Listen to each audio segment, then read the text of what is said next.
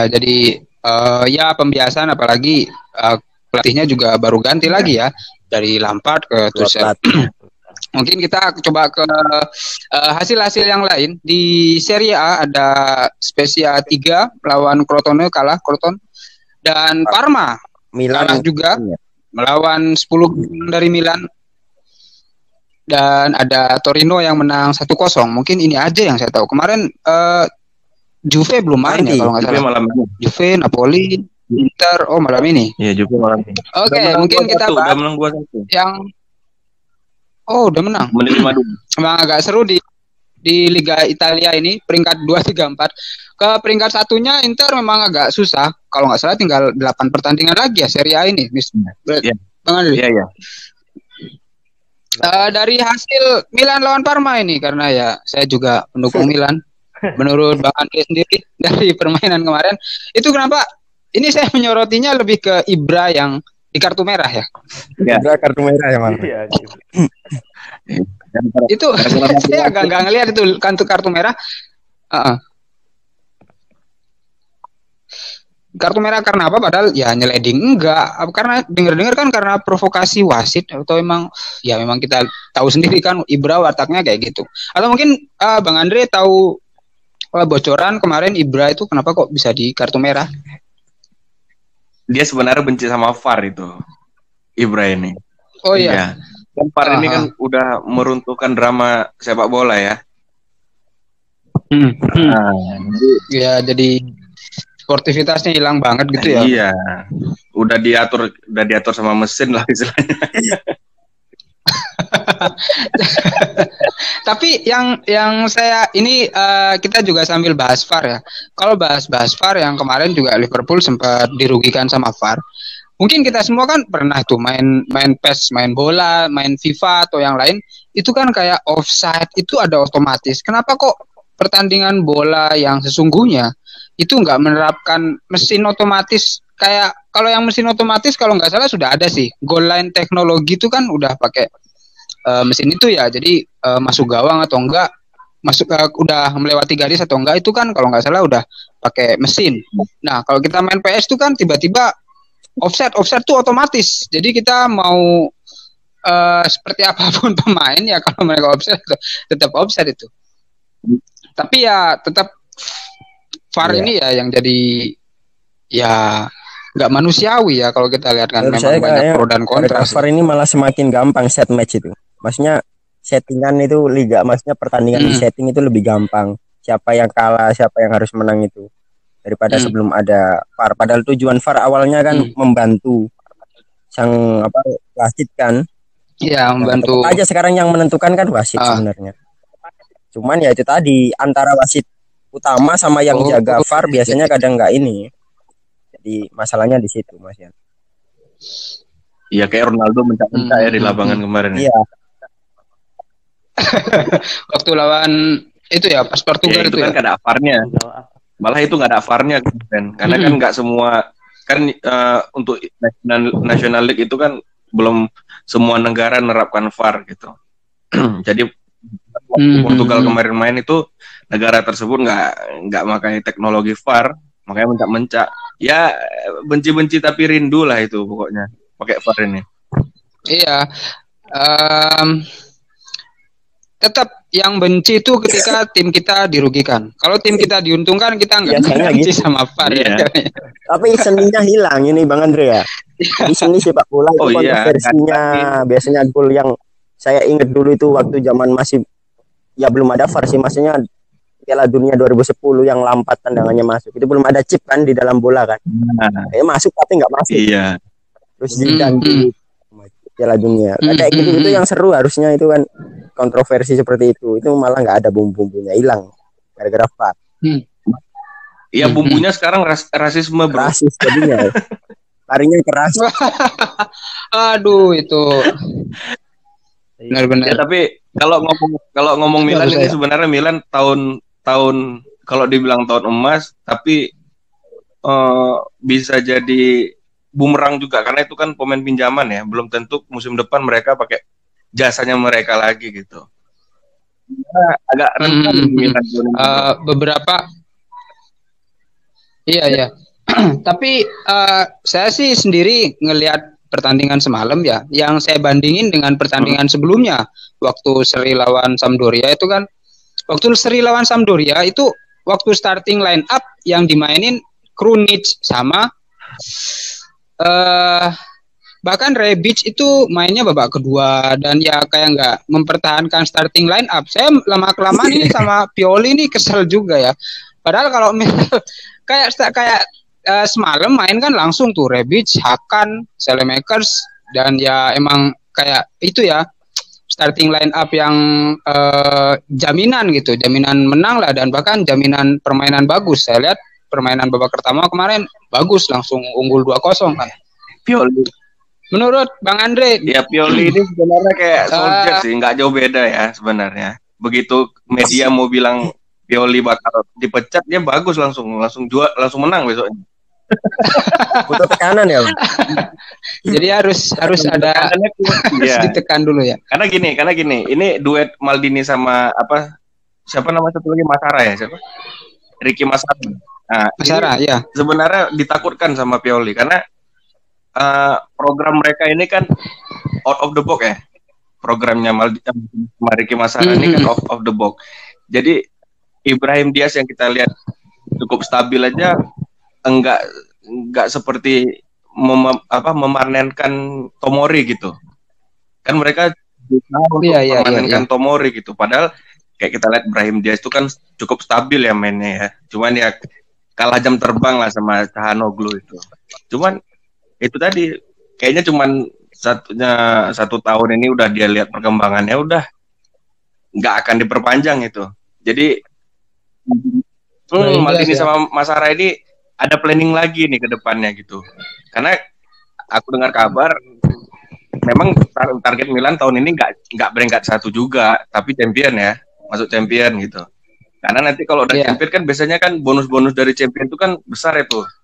Dari pemiliknya, dari supportingnya champion itu kan besar biasanya itu. Jadi di situ mereka untuk nambah daya-daya lagi lah untuk pemain-pemain Milan. Gitu aja sih. Jadi lebih ke mengamankan Champions ya, biar nanti di musim depan ketika main di Champions squad udah lebih dari inilah. Seenggaknya ya nggak minjem-minjem lah ya. Ya paling yang udah kabar terbaru kan Tomori sama Sandro Tonali itu yang dipermanenkan itu. Tomori. Yang udah pasti kayaknya. Dipertahankan. Permanen. Tomori itu dipertahankan sama Sandro Tonali itu. Karena nggak mungkin juga Tonali main Serie B. Iya ya, Brescia Serie B ya. Kalau menurut klub yang punya Tomori sementara ya, punya Tomori, Chelsea, Mr. Naufal melihat Tomori rela nggak kalau misal dilepas?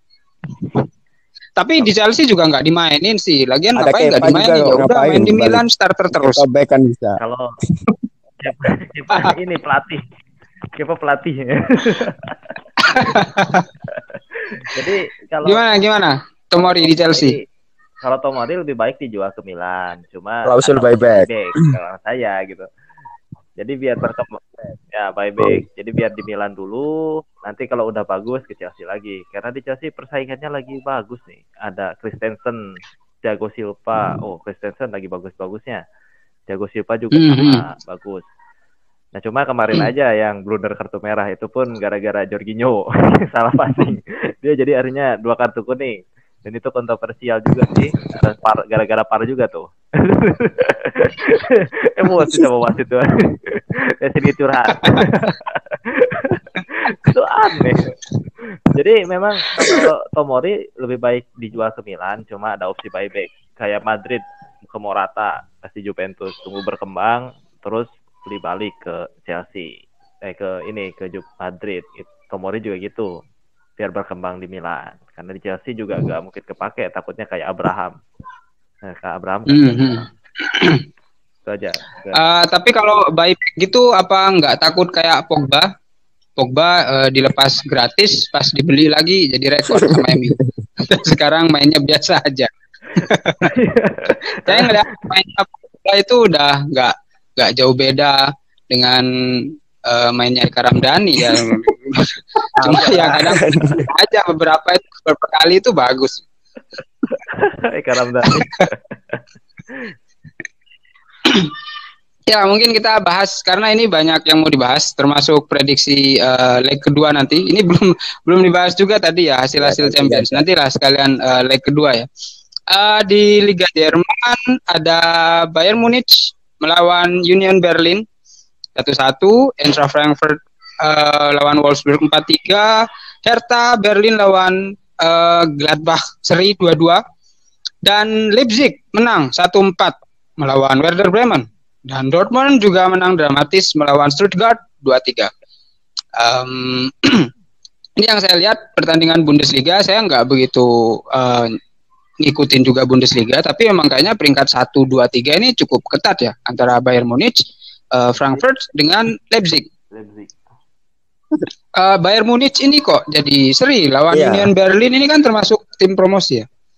Ini dari segi Bayern harga Munich kurang apanya ya menurut? Ini dari segi harga itu mungkin. Satu pemain kayaknya bisa buat beli itu semua pemainnya itu sekepatnya. Ya, Leroy Sané aja dijual kebeli semua ya starting line up Berlin Union Berlin. Mungkin ada yang mau komen dari Bayern Munich, apa karena Lewandowski cedera atau mungkin karena kecapean kemarin habis lawan PSG. Tapi lawan PSG juga kalah kok. Kayaknya Lewandowski nih. Mr. Brother Noval dulu mungkin boleh. Ini kayaknya Lewandowski ya. Kayaknya gak ngaruh ke semua juga. Dia ini kan apa ya? Ibaratnya tuh seperti Ronaldo dan Messi di Munchen. Jadi gak ada dia tuh benar-benar ngaruh ke finishing akhir. Kayak lawan PSG kan, bayangin berapa shoot ya dia tuh 17 ya. Sedangkan PSG tuh itu pun gol-golnya dari ini ya, dari sundulan. Yang ini biasanya soalnya dari segala sisi, ini kemarin cuma sundulan. Kayaknya memang berpengaruh sekali gak adanya Lewandowski ini. Virus pipa. Itu sih kalau saya. Jadi performanya Bayern Munich ini nggak sestabil kayak musim lalu ya. Kalau menurut Bang Andre atau Brother Chandra mungkin silakan. Bayern Munich ini kalau lihat dari starting line up-nya kayaknya mau mengorbitkan pemain-pemain muda ini kayak Bonasar, Josip Stanisic, Jamal Musiala kan. Dan yang paling flop itu sebenarnya penyerang ganti Lewandowski ini, Choupo-Moting ini pemain flop sebenarnya ini. Buangan PSG soalnya ini. Iya, buangan PSG. Kayaknya kan itu buangan PSG semua itu. Koman itu kan buangan PSG ya. Kalau Koman kan juga. Dia kalau lihat dari karir kan dulu pernah main di Juventus juga ya, bagus lah pokoknya. Kayak kalau lihat dari line up ini mengorbitkan pemain muda tapi kehilangan sentuhan ini. Soalnya gelandang tengahnya Muller sama Kimmich. Cuman Muller sama Kimmich. Kimmich pun lebih condong bertahan kan. Kalau Muller dia nggak seperti, memang kehilangan sih Thiago Alcantara ya, udah ke Liverpool ya. Kurang. Jadi lebih memainkan pemain-pemain sayap gitu daripada ke tengah. Kalau masih Alcantara kan dominan ya, tengah pinggir itu main itu. Jadi Lewandowski gampang dan nyamar bolanya dari mana aja gitu. Tapi kalau sekarang kayak ini di Leroy Sané dicadangkan, banyak yang dicadangkan, Ben Pavard semua ini. Ini jadi rotasi pemainnya itu nggak disupport dengan pemain-pemain mudanya gitu. Beda sama City ya. City cadangan aja satu line up itu. Lapis 1-2 sama. Tuh City lapis 1-2 sama. Gitu. Gak ada kekhawatiran ya kalau kayak City. Ya mungkin pengaruh juga ya ini dari Lewandowski.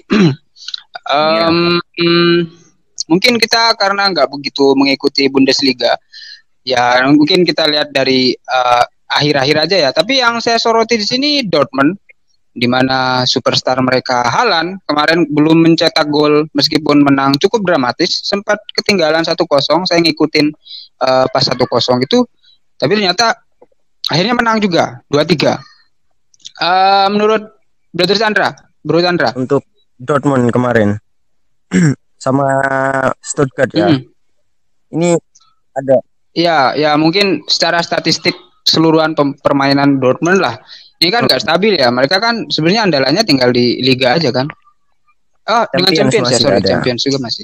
Kalau di Dortmund ini apa ya? Karena saya juga memang ngikutin ya jarang-jarang juga. Cuman kadang ngelihat cuman langsung dari mungkin hasil akhir, kadang kayak gitu. Nggak pernah live, jarang live aku.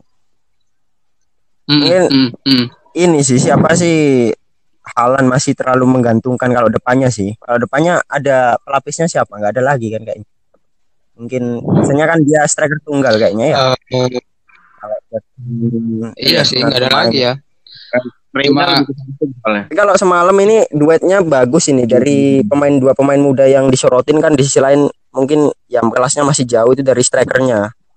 Ini Haaland sama Kalajic. Kalajic ini juga lagi naik-naiknya kalau di Jerman sekarang dibahas itu. Tinggi juga, cuman mungkin ini Kalajic ini adanya Kalajic apa? Oke, kayaknya saya dengar Kalajic. Ya kalau dari Dortmund sendiri yang ini Bellingham itu saya salut.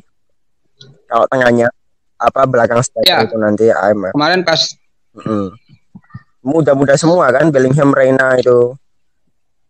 Dari segi permainan ya stabil sih, maksudnya nggak bagus-bagus banget. Kalau dari penguasaan bola juga dari ininya imbang ya, hampir imbang ya. Akurasi operan juga 88. Ya. Tendangan juga enggak. Ya mungkin karena kita lihat memang Dortmund ini masih masa karena main muda. Tapi kalau mau saya minta pendapat mungkin Erling Haaland ini yang lagi kemarin hangat-hangatnya ya, sedang dijajakan kayak dijualin sama agennya Mino Raiola. Erling Haaland musim depan harus out dari Dortmund atau mungkin stay lagi satu musim atau gimana? Mungkin menurut Brother Nova dulu. Mungkin dulu. Boleh. Nanti. Oke, makasih Wisan. Sorry, untuk menurut saya sih Haaland lebih baik ini stay supaya buktiin dulu kualitasnya, bawa Dortmund melangkah lebih jauh lagi di Champion. Karena kalau buru-buru pindah, kasusnya takut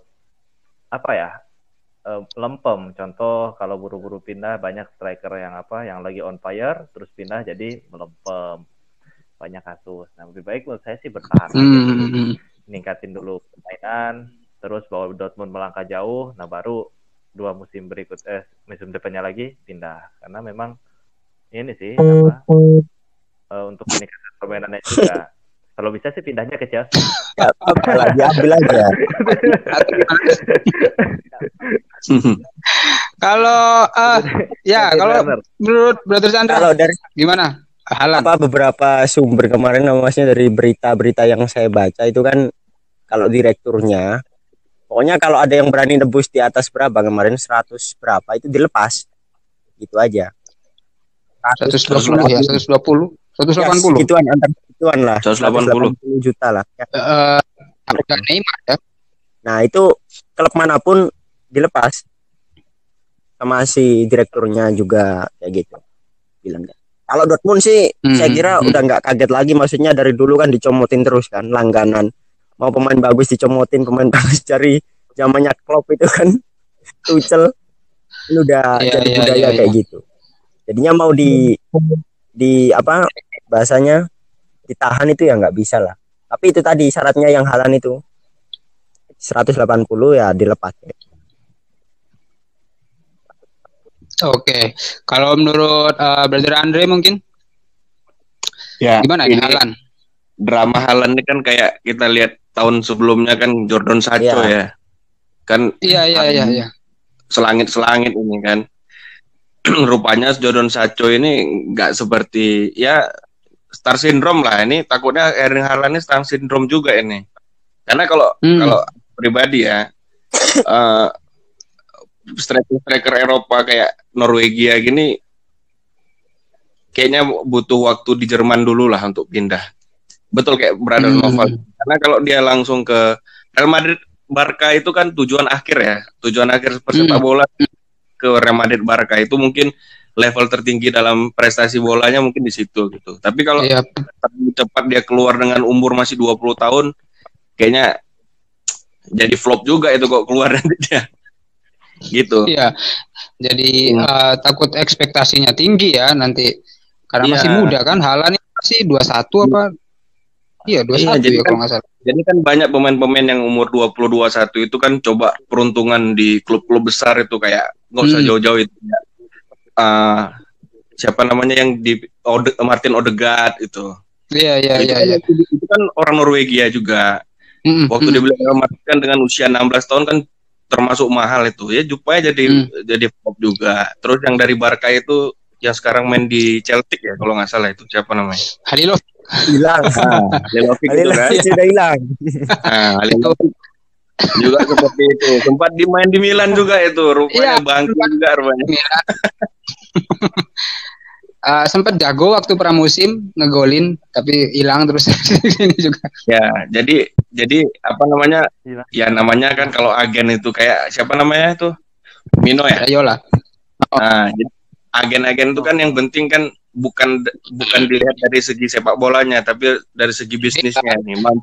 Mampu nggak dia mengangkat derajat klub ini? Ya, jadi mainnya itu gembar-gembor di media, dibeli dengan mahal dia kan nggak usah muluk-muluk lah, pasti kan nyari cuan kan. Iya benar ya, karena mereka itu kayak pengusaha yang mereka kan nggak mentingin, yang penting kita dapat cuan. Itu mau pemainnya nanti di klub yang baru bagus apa enggak ya seperti Raiola ini mungkin nggak belajar dari Pogba ya. Sekarang sampai musuhan sama MU kan, itu kan agennya juga Pogba. Iya, jadi kalau kita lihat kan ini Raiola ini kayak hampir musuh semua klub yang berurusan dengan Raiola kayaknya ya, mungkin karena Raiola ini dia di media sosial juga agak-agak cerewet ya. Ya terbaru kan dia ribut sama Donnarumma itu kan, terakhir Donnarumma. Nah, itu aduh, itu udah berapa kali ya Donnarumma-nya itu kepengen mau jadinya legendnya Milan sebenarnya, cuman dianya pengen pindah ke Madrid atau ke Barca itu. Ya sebenarnya itu mungkin pemain itu kan ada request tertentu biasanya bro. Jadi dia kepengen main besar gitu kan. Nah inilah peran itu untuk memfasilitasi mereka sebenarnya. Ya tapi kalau kita lihat kan Raiola ini kayak nggak mentingin ya, dia kayak nggak mentingin karir. Ya kalau kita yang betul banyak contoh sih ya agen-agen Raiola. Dari Pogba ya, siapa lagi, lumayan banyak juga sih yang mungkin terlalu dini untuk dipindahkan. Ya akhirnya beda jauh kayaknya gitu. Sama Mendes ya. Sukses enggak? Ya, mohon maaf ya. Jorge Mendes masih mentingin karirnya kayaknya. Meskipun ya dia agen pemain besar tapi nggak kayak Raiola ini. Pokoknya yang penting siapa, makanya kemarin sempat keliling kan sama ayahnya itu, berarti siapa yang berani bayar mahal kan, mungkin kayak gitu nanti. Ya wait and see summer nanti lah setelah Euro gimana. Nunggu Euro dulu kan, tahun ini ada Euro. Saya sempat lihat meme untuk Raiola ini kemarin, ada spanduknya ya, Raiola sama bapaknya itu selamat datang di Cilegon. Wah, ini apa udah beli ke Rans Cilegon FC ini. Ya itu drama transfer mungkin seru juga kalau nanti kita bahas. Kita lanjut lagi ke match yang cukup ramai juga semalam. Tapi saya sempat nggak nonton juga. Saya cuma nonton pas Benzema ngegolin. Antara El Clasico Real Madrid lawan Barcelona di tengah hujan-hujan, akhirnya Barcelona kalah. Ini kekalahan kedua ya. Pertemuan pertama juga kalah kalau nggak salah lawan Real Madrid. Barcelona ini ada yang salah kah dari Koman atau mungkin memang Madrid yang terlalu jago? Dari siapa dulu nih? Silakan, siapa dulu? Bebas. Chandra mungkin, Brother Chandra dulu. Ya, kalau Ya, dari Madrid dulu ya. Madrid ini beberapa hari kemarin lawan Liverpool ya UCL ya. Mungkin startingnya yang beda itu dari yang unik ini siapa Valverde ini kan ditaruh di gelandang kanan ya. Ya sudah semi sayap lah 4-1-4-1 semalam itu. Bedanya kalau sama Liverpool kemarin hanya Asensio yang kalau kemarin Asensio, sekarang yang malam tadi itu di Valverde. Cuman ya Zidane ya kan mungkin Madrid ini lagi on fire ya. Terutama tengahnya ini yang saya salut ini. Toni Kroos ini bukan orang kayaknya. Ya, ini gelandang ini ada long pasnya itu udah long pasnya Toni Kroosnya kayak gitu yang ngejar bola si Vinicius. Kurang apa lagi Madrid ini. Sedangkan Barcelona ini dari stats udah saya posting di Instagram juga dari beberapa pertandingan besar itu hanya sekali menang kayaknya tadi. Ya kan hanya sekali menang. Nah, si Barcelona Koeman. Wow. Iya, Koeman ini kalau klub besar. Big match itu kalau big games ini dia baru satu kali menang. Selebihnya ya satu imbang sama beberapa kalah. Waktu lawan kayak gitu. Ya. Iya. Masih kebanyakan apa ya? Terus yang pertama itu ya memang tiki-takanya hidup lagi, tapi nggak jelas. Masih kurang efektif. Jadinya teka-tekian. Terus Pedri ini kan salah satu pemain juga yang mungkin ya bisa dibilang di list itu pemain muda yang harganya selangit. Ada Kamavinga, salah satunya Pedri ini punyanya Barca ini. Nah itu kan dua pemain muda semalam itu kan kalau strateginya si ini kan berapa Messi, Dembele sama Pedri ya. Pedri ini kan kayaknya kurang pengalaman kan. Ya memang pemain muda berbakat, tapi saya kira harusnya nggak Pedri dulu ya yang masuk. Saya juga nggak update Coutinho kemana si Griezmann ini. Coutinho ngilang kayaknya gara-gara mungkin berapa pertandingan kalau 10 pertandingan terakhir itu main harus bayar Liverpool. Harus bayar. Kayaknya ngindari itu kayaknya. Liverpool ya. Jadi nggak dimainkan ke Barca. Iya. Ngakalin gitu. Wah. Nggak mau bayar. Jadinya itu udah mau nggak mau diemin aja jadi tukang sapu kayaknya sekarang di Camp Nou. Ya itu sih mungkin dari ininya si Madrid ini kan lagi on fire juga. Terus si Viniciusnya terutama yang biasanya itu kebanyakan dribble, tapi sekarang ini udah mulai belajar dapat bola itu udah bisa cetak gol. Kalau kemarin itu 10 mungkin kayak Bamford itu ya. 10-1 jadi gol. Bedanya si Vinicius unggul di dribble. Kalau Bamford kan gitu, Bamfordnya kan gitu juga. Nah, semalam saya lihat mungkin starting dari sama Liverpool sama yang semalam cuman Valverde yang berbeda. Valverde saya gantiin Asensio. Dan Koeman ini nggak tahu. Ya masih main nggak tahu dibilang adaptasi atau enggak ini nggak tahu Bang Andre gimana ini masih adaptasi atau gimana? Ya mungkin atau belum siap. Dari Bang Andre mungkin komenan tentang El Clasico. Nah, tadi malam aku nonton memang paling menarik ya. Walaupun gitu. Yang paling menarik memang waktu Mourinho sama Pep. Bukan apa-apa. Tapi kalau tadi malam memang pertandingan paling seru kalau aku nonton ya. Karena aku lihat di sebelah kanan dari Madrid itu Vasquez sama Valverde, wah gila larinya memang. Iya. Ya itu bukti kecerdikan Zidane. Vasquez itu lari ke depan, itu kalau nggak dibantu sama Valverde sama Modric mungkin nggak keluar itu umpan Vasquez tuh yang di back heel sama Benzema itu bukti kecerdikan taktik cerdik Zidane itu. Terus gelandang Madrid ini memang luar biasa. Memang mereka bukan Xavi, Iniesta ya, tapi paling stabil ini. Modric, Casemiro, Toni Kroos ini, waduh, jempolan ini memang. Hampir 5 musim stabil mainnya. Hampir 5 musim mereka main stabil ini. Nah, apalagi di tangannya Zidane ya. Zidane kan memang dianya dulu juga gelandang ya mungkin ya. Jadi dia lebih memahami lini tengah itu. Ya faktor Benzema makin lama makin on fire ya. Ya mungkin dia nggak berkembang pikirannya nggak ke negara lagi ya. Karena Deska dia soalnya. Iya udah enak main di Madrid. Dan mungkin kalau dilihat memang Benzema ini seperti dia jadi satu-satunya mutiara di Real Madrid khususnya di penyerang. Karena sebelumnya mungkin kebanyakan ketutupan ya. Ketutupan Ronaldo. kalau dulu kan mereka terbebani dengan harus Ronaldo itu ada di papan skor gitu. Tapi kan kalau sekarang kan mereka bermain lepas ya. Jadi ketika Vinicius nggak main itu bisa digantikan sama Mariano Diaz atau Isco. Terus ada si Rodrigo gitu. Jadi opsi-opsinya itu banyak bagi Zidane sekarang karena kematangan pemain juga ya. Mungkin mereka waktu masih ada Ronaldo ya tertutup lah perkembangannya tertutup gitu karena kan Ronaldo terus soalnya. Nah, kayak di back itu kan semenjak Ramos sekarang udah jadi kaki kaca ya. Kan sekarang udah naik nih Eder Militao ini kan dulu kan cadangan mati dia. Sekarang kan unjuk gigi juga. Ini Lucas Vazquez kan musim ini wingback kanan ya. Karena Carvajal cedera terus soalnya.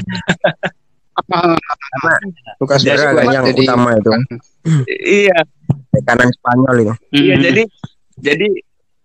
jadi itu memang khasnya Zidane ya. Zidane ini paling sering dia merombak posisi seseorang ini. Paling sering dia. Jadi kayak Naco Fernandes ini kan dia kan bisa jadi back tengah ya. Saya jadi back tengah. Gitu. Tapi kalau untuk Barcelona ini, kenapa Barcelona ini hancur-hancuran? Karena kalau kita lihat dari line up-nya ini, back-nya itu nggak ada yang senior. Ya, back-nya nggak ada yang senior. Yang dia hadapin itu top score loh, Benzema itu. Jadi kalah bulu ini sebenarnya. Lenglet yang jaga. Aduh, kalau udah pemain itu udah. Jadi Ronald Araujo, Mingueza ini memang ya jam terbang itu nggak bisa menipu ya, nggak bisa menipu. Terus Sturgeon juga, aduh, ini naik turun nih.